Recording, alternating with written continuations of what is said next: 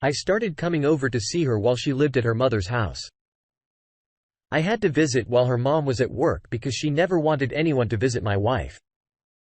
We played games with the kids and went to the neighborhood pool a few times after about 4 months of daily visits and even some sleepovers with the kids at my house. Her mother changed the locks of her house while they stayed over. She thought that since her daughter trusted me enough to bring the kids to my house, we knew each other well enough for her to move in. I'm sure it had nothing to do with the fact that she just wanted to unload her daughter on someone else because she herself was engaged to be married. We had a great 2 months of living together until we found out from the landlord that there wasn't enough space for 3 children. I immediately started looking for new housing for my new family. 5. We searched for a while but couldn't find any houses that fit our budget.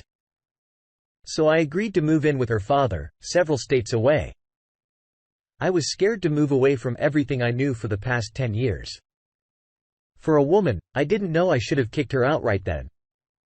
But I decided she was worth taking the leap for. I was used to being married and committed to someone. I wanted children and I cared for the 3 of them. That's why I came home from work and found out that she was still talking to her youngest father. She swore that it was about visiting the child, only nothing between them. But she was planning to meet him so he could at least say goodbye to his child if we were moving so far away. She asked if we were moving like she wasn't even sure it was happening. Despite all the packing and boxes in my house, she was on her phone more than usual and I just knew this was more than what she was saying.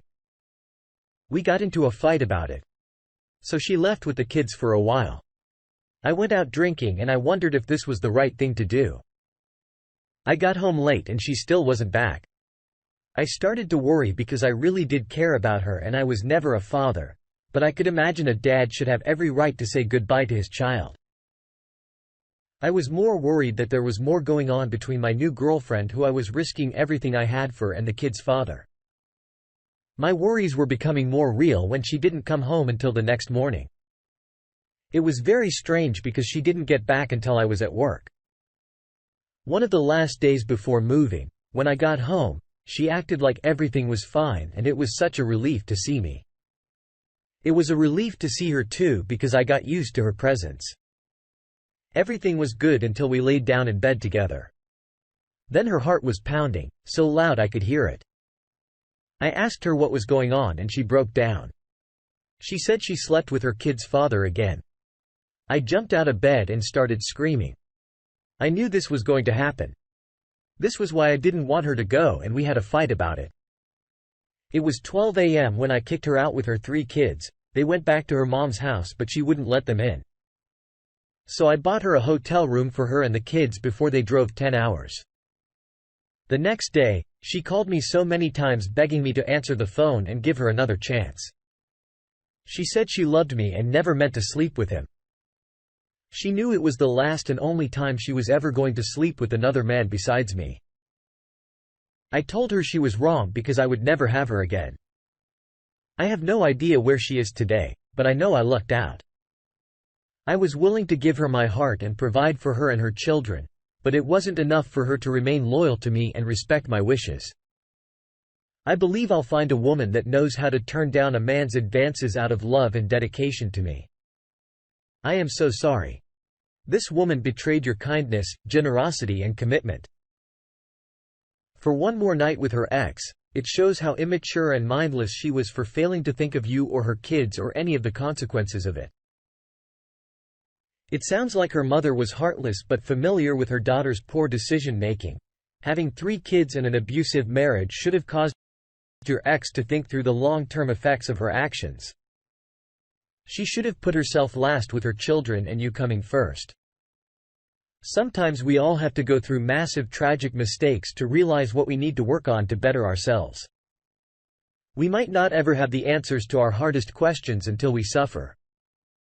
The hardest thing to learn is probably that you don't matter very much. Whatever you project or do is what matters. So focus on making that worthy and positive. No one should have to have many bad experiences with people anyways. That's enough for this story. Let's now get into our second story. For today, I was a single father living with my elderly mother. My girlfriend left me and our child to find herself. She enrolled in a school out of state and lived with a roommate. She didn't really give me any indication that we'd be getting back together in the future. She did say she'd want to be in her son's life. But that would be later. I was shocked and basically begged her not to leave or do this. I asked her if she could do classes online, but she said it was the freedom and experience she needed. In addition to the knowledge. 2 years after she left, I'd been with several women that never met my son. I wouldn't have them at my house. Instead, I had my sister come over to babysit. She felt bad enough that my ex abandoned us. Well, at least for a while I was at work when I got a phone call that made my stomach flop. I stepped outside to answer it. And of course it was my ex. She said she graduated and was moving back to her town. She said she knew it had been a while. So she didn't expect me to let her back into our lives easily. But she made it clear that she intended to win back my heart. I'll admit I was pretty happy. I thought the ordeal was over and we could have the life. I thought we would. As soon as she got back. She had me over at her new place and we made a nice reunion out of it. I went home on cloud 9 and started dreaming about her reuniting with our son. It happened sooner than it should have. Just a week after she got back. She saw him again. I wanted her back in our lives and I wanted her back in her house. But she said she wanted me to come over at least one more time before she started packing up. She added that she had something to tell me, but thought it would be better in person. I was nervous at this point because I knew I let her back in my heart too fast. I started assuming the worst. When I got there, she introduced her male friend, roommate to me before I could even react to the fact she was living with some guy while I was sleeping with her. She started kissing him in front of me. I started yelling, "No," and trying to turn around and leave. But they both grabbed me and made me sit on the couch. I was obviously terrified. I stayed still and pretended I would hear them out. She explained that since she found herself in college and that she needed me to at least consider the possibility of sharing her with AP. She said the idea excited her and this was a way we could keep the relationship alive. She added that I could have another woman too if I wanted. I thought of our son and felt so weird. I didn't want him to live in a house with his parents and their other lovers. This was never going to happen.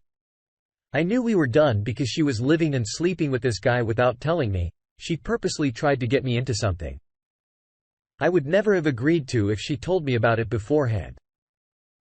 As soon as there was enough space between me and them, I bolted out the door. She yelled after me and even tried to grab me, but I was gone.